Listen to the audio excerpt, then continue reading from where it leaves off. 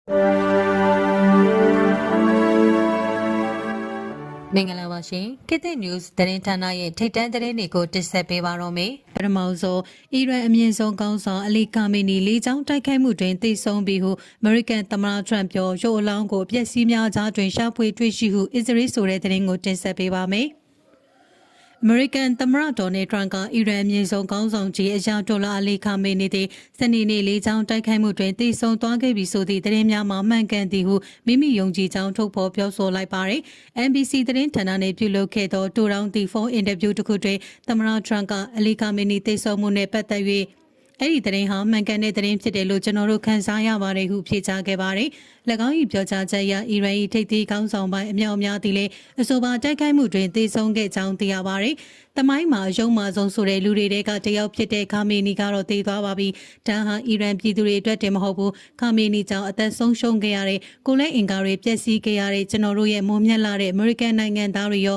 ကမ္ဘာတဝန်းကနိုင်ငံအများအပြားမှာရှိတဲ့ပြည်သူတွေအားလုံးအတွက်ပါတရားမျှတမှုရရှိလိုက်တာဖြစ်ပါတယ်ဟုအမေရိကန်သမ္မတဒေါ်နယ်ထရန့်မှလူမှုကွန်ရက်မှာတစင်သတင်းထုတ်ပြန်ထားပါတယ်။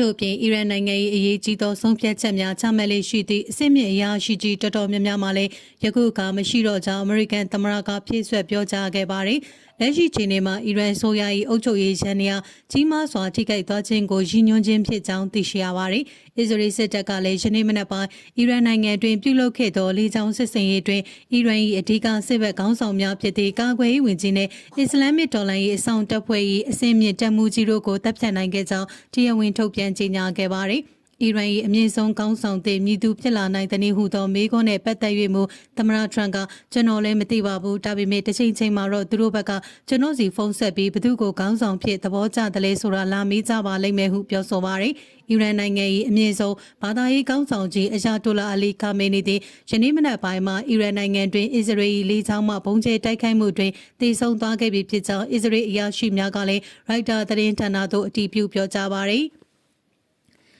အစ္စရေးတိုက်ခိုက်မှုများဖြစ်ပွားပြီးနောက်ရှာဖွေကယ်ဆယ်ရေးများပြုလုပ်ရာတွင်ခါမီနီရုပ်လောင်းကိုဘုံတံကြောင့်ပျက်စီးသွားသောအဆောက်အုံအပျက်စီးများကြားတွင်မကြာသေးမီကရှာဖွေတွေ့ရှိခဲ့ခြင်းဖြစ်သည်ဟုဆိုပါရယ်အဆိုပါတိုက်ခိုက်မှုသည်တီယန်မြို့တော်တွေ့ရှိခါမီနီရုံးခန်းနှင့်နေဝင်တွင်တဝိုက်ကိုပြစ်မှတ်ထားခဲ့ခြင်းဖြစ်ပါရယ်အသက်86နှစ်အရွယ်ရှိခါမီနီ၏သေဆုံးမှုသည်အီရန်နိုင်ငံအတွက်သာမကဒေသလုံးမှာရှိတဲ့အီရန်လိုလားသောလက်နက်ကိုင်အဖွဲ့များအတွက်ပါကြီးမားသောထိုးနှက်ချက်တစ်ခုဖြစ်လာနိုင်ကြောင်းသတင်းများကဆိုပါရယ်အီရန်ဆိုရဘက်မှမူယခုချိန်ထိ၎င်းတို့ခေါင်းဆောင်ကြီးကွယ်လွန်မှုနှင့်ပတ်သက်၍တရားဝင်သတင်းထုတ်ပြန်ခြင်းမရှိသေးတော့လေတီဟီယန်မြို့ဝန်ကျမ်းမှာလုံခြုံရေးတပ်ဖွဲ့ဝင်များအလုံးရင်းဖြင့်ချထားကြောင်းသိရပါသည်။အီရန်မြေဆုံးဘာသာရေးခေါင်းဆောင်ကြီးအယာတိုလာအလီကာမေနီသည်လက်ရှိတွင်အသက်ရှင်လျက်ရှိမရှိကိုအီရန်ဆိုရတာဝန်ရှိသူများကအသေးချာအတည်ပြုပြောကြားရန်ညှင်းဆန်နေပါသည်။အစ္စရေးလေကြောင်းတိုက်ခိုက်မှုများဖြစ်ပွားပြီးနောက်မကြာမီချိန်တွင်အီရန်နိုင်ငံသား၏ဝန်ကြီးအဘစ်အာရချီကာမေနီကျမ်းမာရေ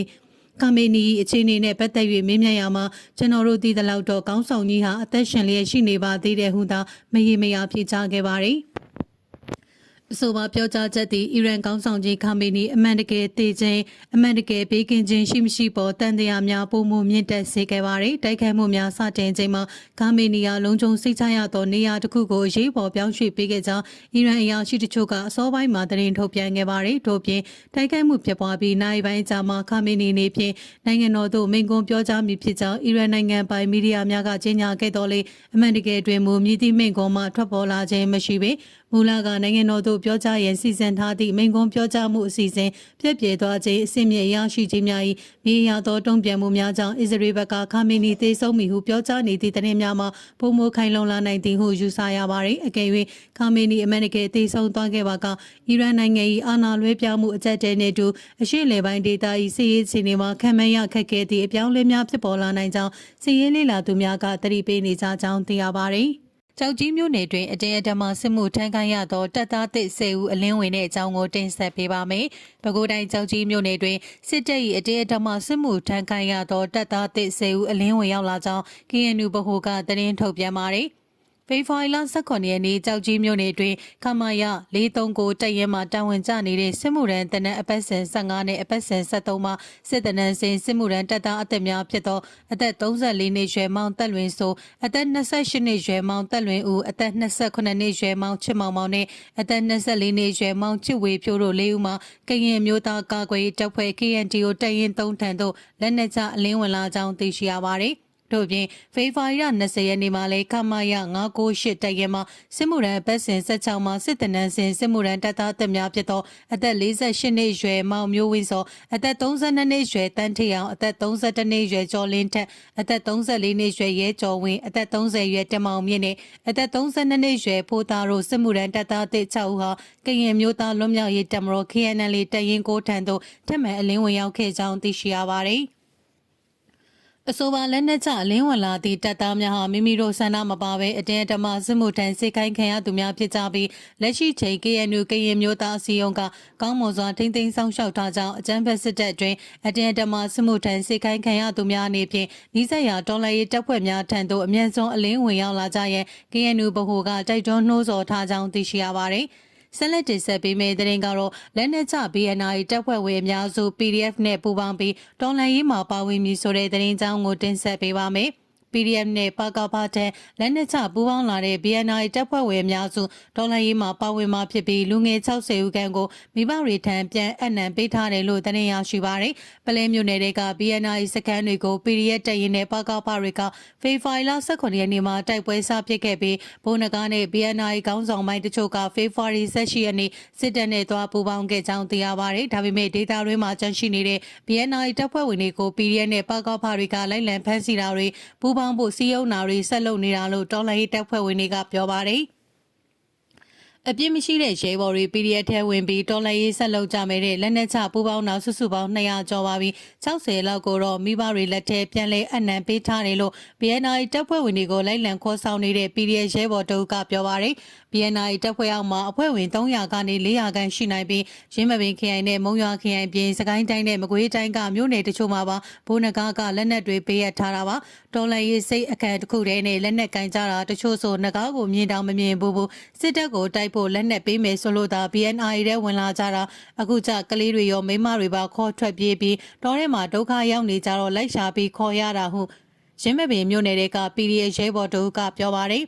BNI တပ်ဖွဲ့ဝင်တွေလက်နက်တွေအဖို့ပြစ်မှုမရှိရင်တော်လှန်ရေးမှာဆက်လက်ပါဝင်ဖို့နဲ့ပြစ်မှုရှိသူတွေကိုစစ်ဆေးဖော်ထုတ်အပြစ်ပေးအရေးယူသွားမယ်လို့ရင်းမပင်ခရိုင်နဲ့မုံရွာခရိုင်ပကဖကထုတ်ပြန်ထားပါတယ်။ပြစ်မှုကျူးလွန်ထားခြင်းမရှိတဲ့ BNI တပ်ဖွဲ့ဝင်တွေစိတ်ဆန္ဒရှိပါကဆေးအာနာရှင်တော်လှန်ရေးတိုက်ပွဲမှာပါဝင်ဖို့အမျိုးသားညီညွတ်ရေးဆိုရာကာကွယ်ဝင်ကြီးဌာန MOD ကလည်းဖိတ်ခေါ်ထားပါတယ်။ PDF နဲ့ပကဖတန်လက်နက်ချပူပေါင်းတဲ့ BNI တပ်ဖွဲ့ဝင်200ကျော်ထဲမှာဘိုးနဂါနဲ့အနီးကပ်နေထိုင်ကြတဲ့သူဝရာဇာဒေါင်းညိုဆရာတော်ဆိုသူတွေလည်းပါဝင်ပါတယ်။ BNI တပ်ရင်း3တပ်ရင်းမှုဘိုးမျက်လုံးကတော့ PDF တွေစီလက်နက်ချပြီးမှထွက်ပြေးသွားပြီးစစ်ကောင်စီတပ်နဲ့ပူးပေါင်းသွားပါတယ်။ထွက်ပြေးနေကြတဲ့ BNI တပ်ဖွဲ့ဝင်တွေကိုလိုက်လံခေါ်ဆောင်တာတွေကိုဖေဖော်ဝါရီလ21ရက်နေ့မှာလည်းဆက်လက်လှုပ်ဆောင်နေတယ်လို့ဒေါ်လာရေးတပ်ဖွဲ့ဝင်တချို့ကပြောပါတယ်။